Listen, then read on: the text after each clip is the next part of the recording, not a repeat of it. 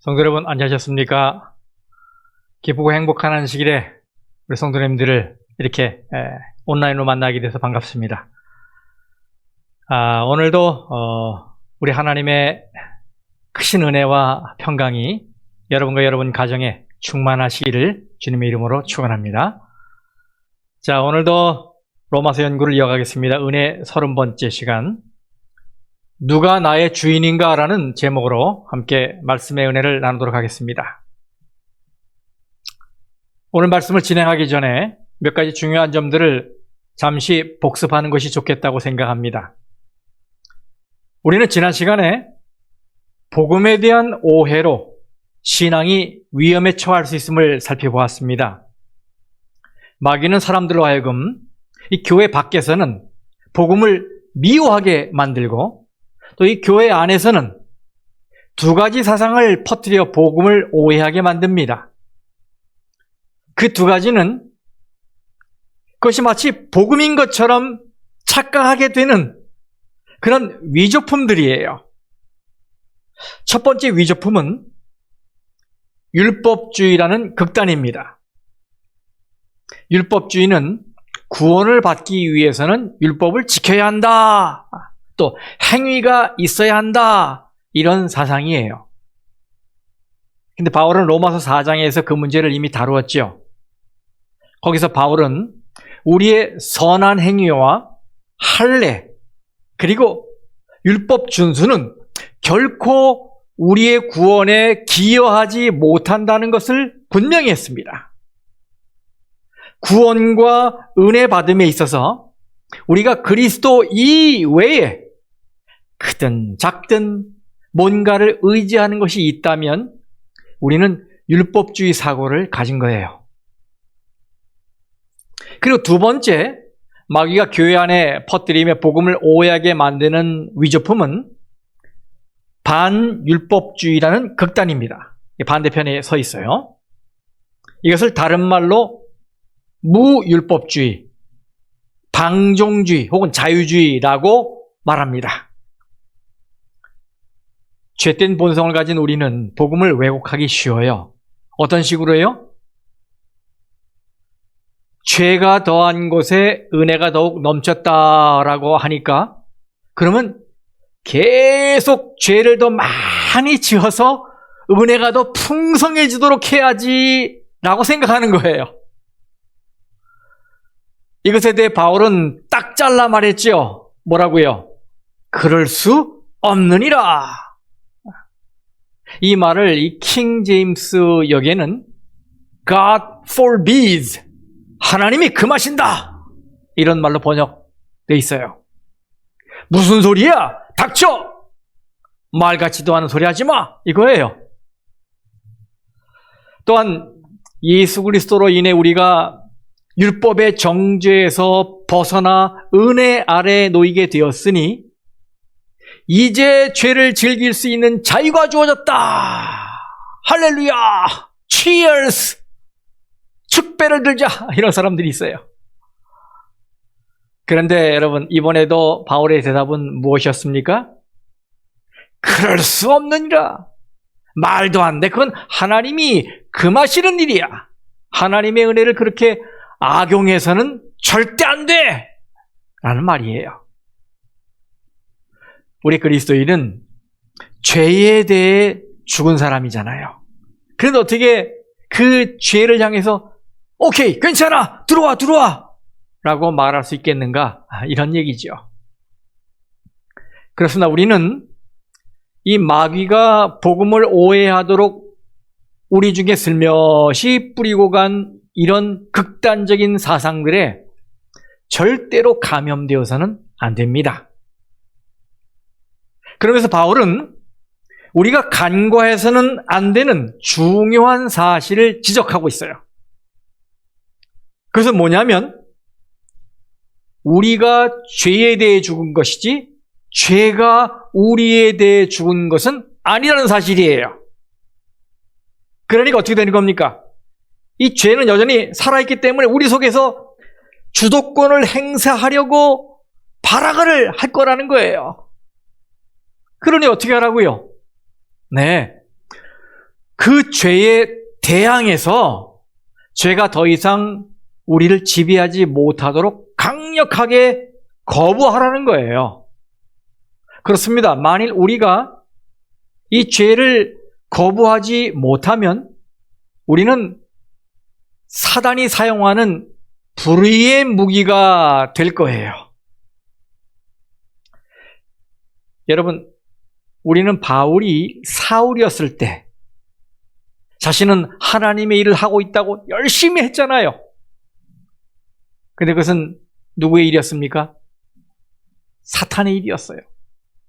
사탄의 도구로 활용되었던 거예요. 우린 그걸 알고 있죠. 또 예수님 당시에 유대 지도자들도 외적으로는 하나님을 잘 믿는 것 같았어요. 경건해 보였어요. 그런데 사실은 뭡니까? 사람들을 잘못된 길로 인도하는 불의의 무기가 되었던 거예요. 나중에 어떻게 됐습니까? 예수님을 십자가에 못 박는 자리에까지 나아갔다는 걸 우리가 알고 있지요. 그렇기 때문에 우리 자신이 사탄이 키를 쥐고 있는 이 불의의 무기가 되지 않으려면 죄의 지배를 거부하고 죄에 대항하여 죄를 미워해야 합니다. 하지만 이런 노력만으로는 죄를 이기기에 충분하지 않아요. 그래서 바울은 우리에게 여기서 한 걸음 더 나아가서 우리 자신을 하나님의 제단에 들여서 하나님의 지배를 받아야 한다라고 권하고 있는 것입니다. 우리는 우리의 삶을 하나님이 온전히 주관하시도록 우리 자신을 하나님께 바치고 하나님께 헌신해야 합니다. 오늘 말씀은 우리가 그렇게 해야 하는 이유를 좀 더 깊이 다루고 있어요. 자, 로마서 6장 16절부터 시작을 해보겠습니다. 로마서 6장 16절 읽겠습니다. 너희 자신을 종으로 내주어 누구에게 순종하든지 그 순종함을 받는 자의 종이 되는 줄을 너희가 알지 못하느냐? 혹은 죄의 종으로 사망에 이르고 혹은 순종의 종으로 의에 이르느니라. 이 미국에서 프리덤, 자유는 가장 신성한 가치이지요. 사람들은 자유를 입에 달고 살아요. 그렇기 때문에 이 코로나 바이러스가 막 창궐하고 매일 막 1000명 이상의 아까운 생명들이 상실되는, 죽어가는 상황에서도 많은 이 미국인들은 개인의 자유를 침해한다며 마스크 쓰기를 거부했었어요. 잘 아시죠? 또 총기 소유도 그렇습니다. 총기 소지. 매일 총기 사고가 발생해서 사회적 이슈가 되고 있는데도 총기 소지를 금하기 위해 법을 통과시키려는 주마다 사람들이 들고 일어납니다. 이건 우리의 자유인데 왜 우리의 자유를 박탈하려고 하느냐? 이거예요. 정말 이 미국은 자유의 땅이에요. 이 미국의 국가, 애국가 말이죠. 거기에 이 클라이맥스라고 하는 이 마지막 후렴 부분의 가사도 Land of the Free, 자유로운 사람들의 땅이라는 표현이 나와요. 여러분, 의외로 우리나라 이 한국 애국가에는 자유라는 말이 안 나와요. 그런데 이 미국 국가에는 매 절마다 후렴 부분에 자유가 강조되어 있어요. 네, 이 자유와 평등은 이 미국의 건국 이념이에요. 그런데 우리가 영적인 영역에 들어오면 이야기가 달라집니다. 우리에게 그런 자유는 없어요. 우리는 종입니다. 사탄의 종이거나 하나님의 종이거나 둘 중 하나입니다. 반드시 이 주인 아니면 저 주인을 섬기게 돼 있어요. 둘 다가 아니거나 둘 다일 수는 없습니다. 그것이 16절에는 죄의 종과 순종의 종으로 구분되어 있고요. 17절, 18절에는 죄의 종과 의의 종으로, 그리고 20절, 22절에는 죄의 종과 하나님의 종으로 구분되어 있습니다. 네, 여러분, 이 세상에는 두 주인이 있어요. 그래서 사람들은 둘 중 하나를 섬기고 있고 둘 중 하나를 위해 살고 있습니다. 예수님도 산상수훈에서 이렇게 말씀하셨지요. 마태복음 6장 24절. 한 사람이 두 주인을 섬기지 못할 것이니 혹 이를 미워하고 저를 사랑하거나 혹 이를 중히 여기고 저를 경히 여김이라.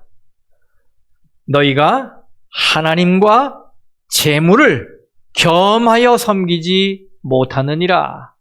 그렇습니다, 여러분. 그 어느 누구도 동시에 두 주인을 섬길 수 없습니다. 왜인지 아십니까? 이 두 주인은 서로 반대편에 서 있기 때문이에요. 그리고 바울이 종이라고 했을 때에 그가 사용한 용어는 헬라어로 둘로스라고 하는데요. 그것은 영어로 slave, 노예를 가리키는 말입니다. 노예. 노예에게는 주인에 대한 절대 복종, 절대 순종이 요구되고 있죠. 그런데 사도 바울은 우리가 과거에 누구 밑에서 복종했었다고 말합니까? 네, 우리는 다 죄 밑에서 죄에게 복종하며 살았다는 거예요. 바울은 이 로마서 7장에서 이것을 분명히 해요. 7장 14절 보니까 우리가 율법은 신령한 줄 알거니와 나는 육신에 속하여 어디에 팔렸도다? 죄 아래에 팔렸도다. 네, 아담이 타락했을 때 우리는 죄의 노예로 팔렸습니다. 그래서 예수 그리스도로 인해 복음이 우리에게 오기 전 우리는 주인은 오직 하나, 바로 죄뿐이었어요. 그래서 우리는 죄에게만 복종해야 했습니다. 이것은 선택의 여지가 없는 우리의 운명이었어요. 그런데 예수 그리스도께서 복음을 가지고 우리에게 오신 이후로 우리는 이제 두 주인 중 하나를 선택할 수 있게 되었어요. 예, 우리에게 이 복음 때문에 선택권이 주어진 거란 말이에요. 무슨 선택권? 주인을 선택할 자유. 아시겠죠? 근데 여기서 이렇게 말하는 분들이 있을 것 같아요. 아니, 목사님, 내가 뭘 했길래 자꾸 종이다, 노예다라고 말하는 겁니까? 내가 언제 죄의 종이 되었단 말입니까? 기분 나쁘다는 얘기죠. 근데 여러분, 유대인들도 예수님께 똑같은 질문을 했었어요. 예수님이 유대인들에게 요한복음 8장에서 진리를 알지니 진리가 너희를 자유케 하겠다라고 했어요. 그랬더니 이 유대인들이 항변합니다. 33절에 그들이 대답하되 우리가 아브라함의 자손이라. 우리는 이방인이 아니란 말이에요. 아브라함의 자손이라. 남의 종이 된 적이 없거늘 어찌하여 우리가 자유롭게 되리라 하느냐. 여러분, 이때 예수님이 뭐라고 응답하셨어요? 그 다음 절에 예수께서 대답하시되 진실로 진실로 너희에게 이르노니 죄를 범하는 자마다 죄의 종이라. 그렇습니다. 죄를 범하는 자마다 죄의 종이라. 그러므로 죄를 짓고 있으면서도 나는 자유다, 나는 자유를 가졌다라고 말하는 건 이건 착각이고 허세일 뿐이에요. 근데 우리 여러분, 죄에서 자유롭습니까? 그렇지 못하지요. 그래서 우리는 죄의 종인 겁니다. 그런데 그 다음 예수님은 우리를 자유롭게 할 그 진리가 너희를 자유롭게 하리라 라고 했는데 그 진리가 무엇인지 36절에 밝혀주셨어요. 그러므로 아들이, 이건 32절의 진리에 대한 해석이죠. 아들이 너희를 자유롭게 하면 너희가 참으로 자유로우리라. 여러분, 예수님이 자유롭게 하시면 우리는 자유인이 되는 것입니다. 그래서 예수님이 오신 이후로 우리는 죄의 종으로 그냥 남아있든지 아니면 거기서 해방되어서 의의 종이 되든지 둘 중 하나를 선택할 수 있게 된 것입니다. 그러면 여러분, 여기서 이렇게 말하는 사도 바울은 과연 누구를 주인으로 선택했을까요? 사도 바울이 자기를 소개하는 말씀을 좀 찾아보겠습니다. 이 로마서 첫 장 첫 절, 로마서 1장 1절 말씀. 예수 그리스도의 종 바울은 사도로 부르심을 받아 하나님의 복음을 위하여 택정함을 입었으니, 여러분 여기서 그는 자신을 가리켜 나 위대한 사도 바울은 이렇게 하지 않았어요. 그는 자신을 가리켜서 예수 그리스도의 종 바울은 이렇게 소개했어요. 여기서도 노예를 의미하는 둘로스라는 용어가 사용되었습니다. 예수 그리스도의 종 혹은 예수 그리스도의 노예 바울은 로마에 있는 신자들에게 자신을 소개하는 이 편지의 첫머리에 자신이 누구를 주인으로 선택했는지를 밝히고 있어요. 뭐라고 그러는 거예요? 나의 주인은 예수 그리스도이십니다. 나는 그분의 종입니다. 노예입니다. 이런 말이지요. 그 이후 이 사도 바울은 주인이신 그리스도가 하라고 명하는 것을 그대로 순종했습니다. 주님은 그에게 나는 네가 나의 사도가 돼서 이방인에게 복음을 전하기를 원한다라고 하셨고, 바울은 그것을 그대로 순종했습니다. 복음이 이르렀을 때 그 복음을 거부하지 않고 복음에 굴복하게 되면 그때부터 새로운 순종의 관계에 들어가는 것입니다. 그가 말하는 걸 들어보십시오. 로마서 6장 17절 18절. 하나님께 감사하리로다. 너희가 본래 죄의 종이더니 너희에게 전하여 준 바 교훈의 본을 마음으로 순종하여 죄로부터 해방되어 의에게 종이 되었느니라. 여러분, 마음에서 우러나오는 순종이 바로 의의 종, 의의 노예의 특징이에요. 여기 두 종류의 노예에 대해 말하고 있어요. 하나는 독재자 밑으로 들어간 노예입니다. 그 독재자 주인은 그에게 이렇게 말해요. 너는 좋아하든 싫어하든 뼈 빠지게 일해야 해. 그래서 이 노예는 어쩔 수 없이 복종의 삶을 살게 됩니다. 이게 한 노예예요. 그런데 다른 종류의 노예가 있습니다.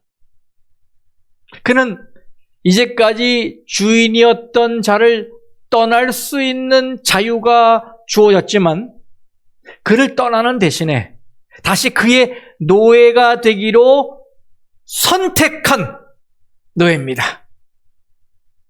여러분, 구약성경에 보면 노예를 소유한 자는 자신의 노예를 6년 동안은 마음껏 부릴 수 있었지만 안식년인 7년째에는 반드시 그를 풀어주어야 했어요. 기억나시죠? 그런데 현실을 들여다보면 노예 상태에서 해방된 자에게 그저 노예 신분을 풀었다고 해서 진정한 자유가 주어졌다고 말할 수가 없어요.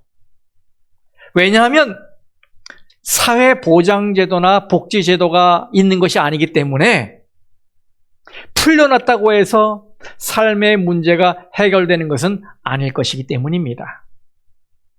그런 상태에서 풀려나면 그는 곧 죽게 될 거예요. 그래서 때때로 주인하고 경험을 해보니까 이분이 아주 친절하고 사랑이 많고 진실한 사람이라는 걸 알게 됐어요.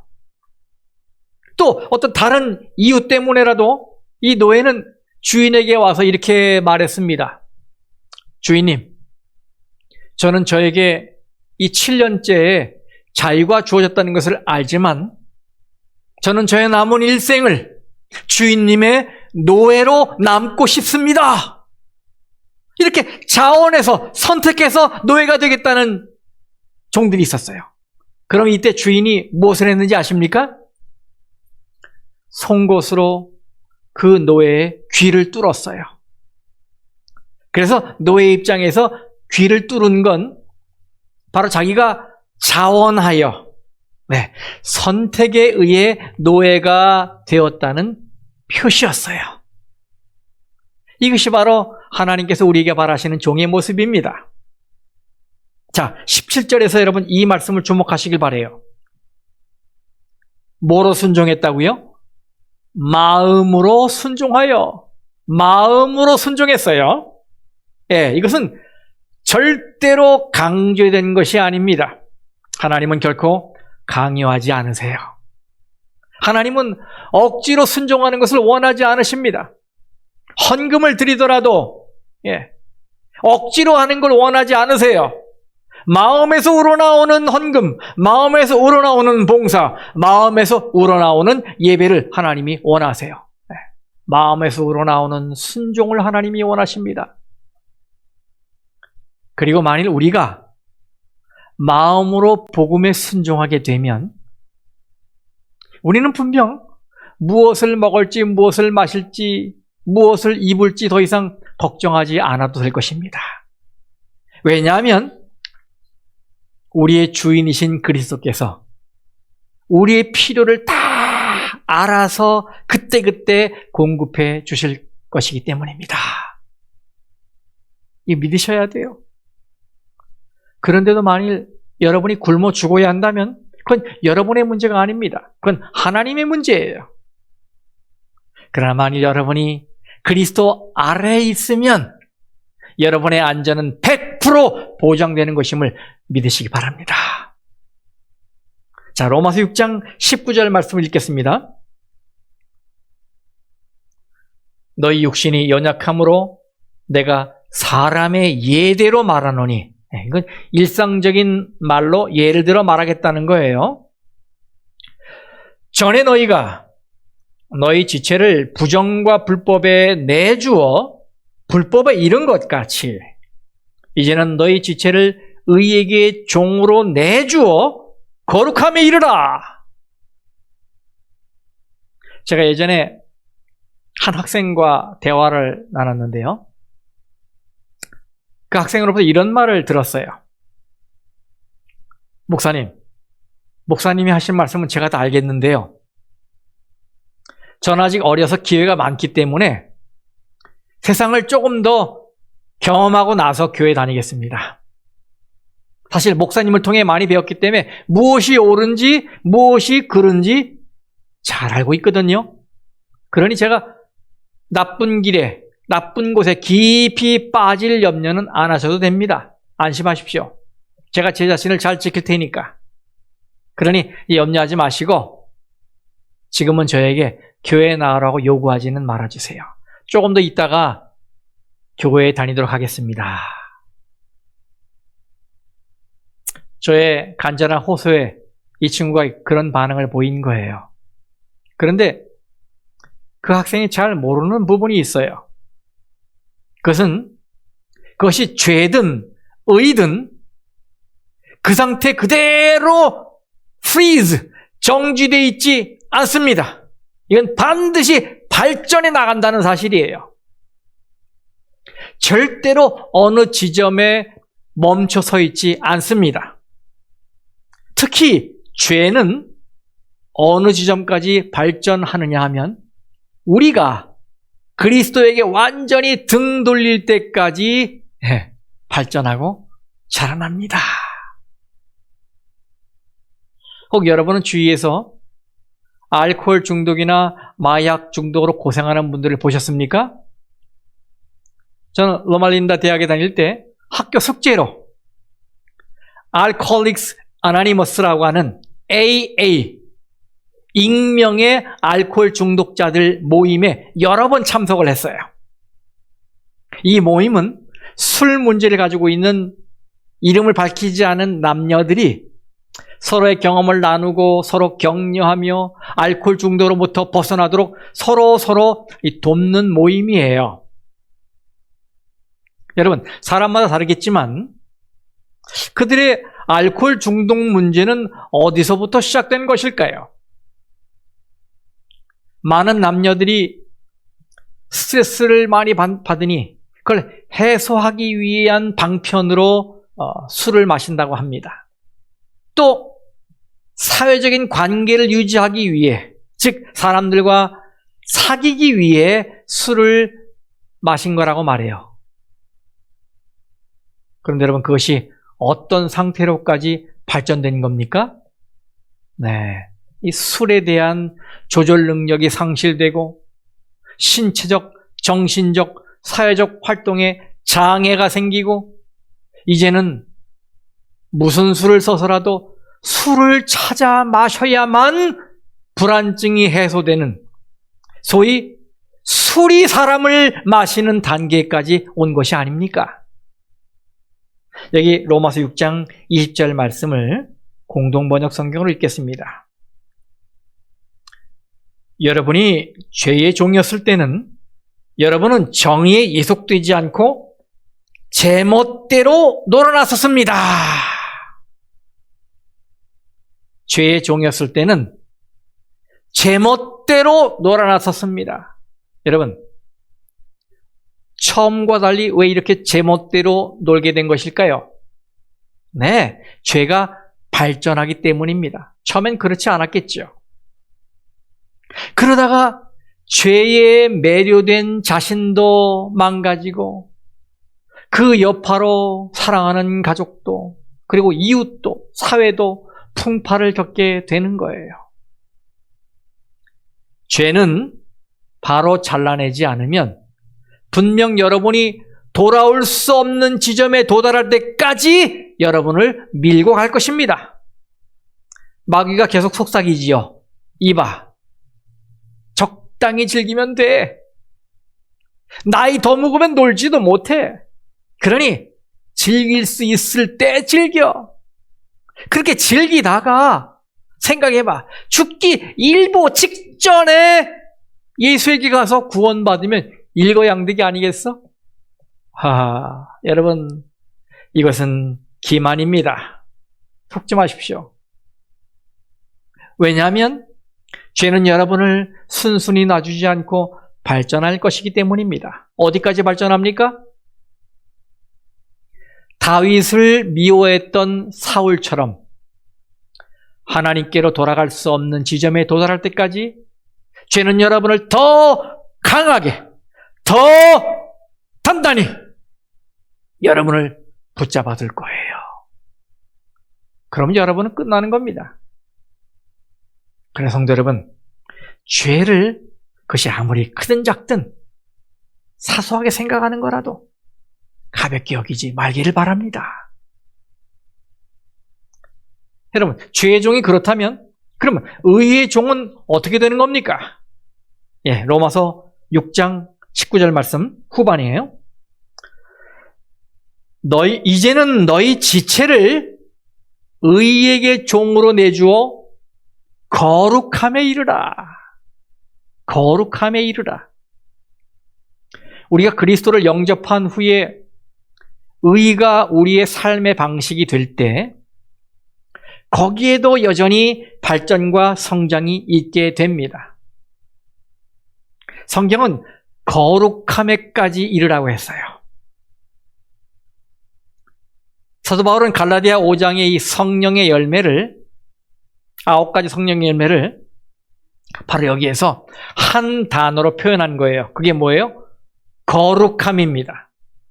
헬라어로는 하기아스모스. 성화입니다. sanctification. 하기아스모스. 바로 신의 성품에 참여하는 단계예요. 거룩. 하나님은 이런 성품이 우리 모두에게 맺히기를 바라시는 거예요. 사도 바울은 이것을 21절, 22절에서 열매를 맺는 것으로 표현했어요. 여러분 보세요. 21절, 22절.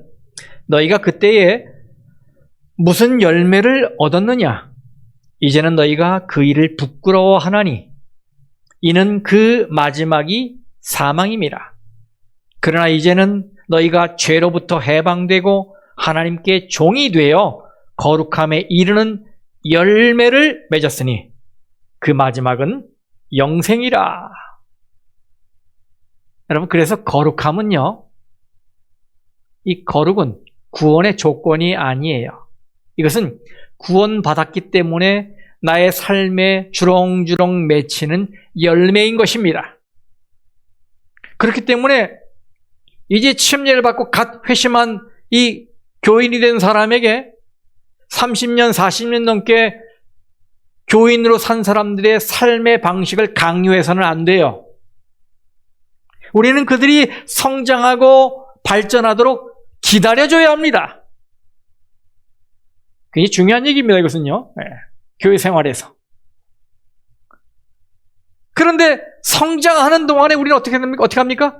자주 넘어지는 경험을 하잖아요. 그러면 넘어질 때마다 정죄됩니까? 아니에요. 왜냐하면 우리가 법 아래 있지 않고 은혜 아래 있기 때문이에요. 제가 말씀드렸잖아요. 하지만 그렇더라도 우리의 방향과 발전은 아무리 넘어지고 자빠져도 방향 그리고 발전은 의를 향해야 해요. 바울은 그것을 열매를 맺는 것으로 말한 것입니다. 그래서 못된 열매의 끝은 뭐라고요? 죽음이고 선한 열매의 끝은 영생이다. 이렇게 말하고 있는 거예요. 이것을 23절에서 바울이 이렇게 요약하지요. 죄의 싹은 사망이요. 하나님의 은사는 그리스도 예수 우리 주 안에 있는 영생이니라. 아멘. 죄의 종, 의의 종 모두 발전합니다. 모두 열매를 맺습니다. 모두 최종 결과를 얻습니다. 죄의 종의 끝은 사망, 죽음이고 하나님의 종의 끝은 영생, 바로 생명입니다. 여기서 바울은 영생을 위해서는 싹 혹은 대가, wages라는 말을 사용하지 않았어요. 죄의 싹은 사망이오라고 했지만 이 하나님의 은사는 그리스도 예수 우리 주 안에 있는 영생이라고 그랬어요. 왜 그래요? 영생은 선물이기 때문에 그래요. 그래서 거기에는 싹이라는 말, 대가라는 말이 쓰여 있지 않습니다. 그렇습니다. 의, 거룩, 경건은 영생에 기여하는 것이 없습니다. 그것은 구원의 수단이 아닙니다. 그것은 하나의 증거이고 열매입니다.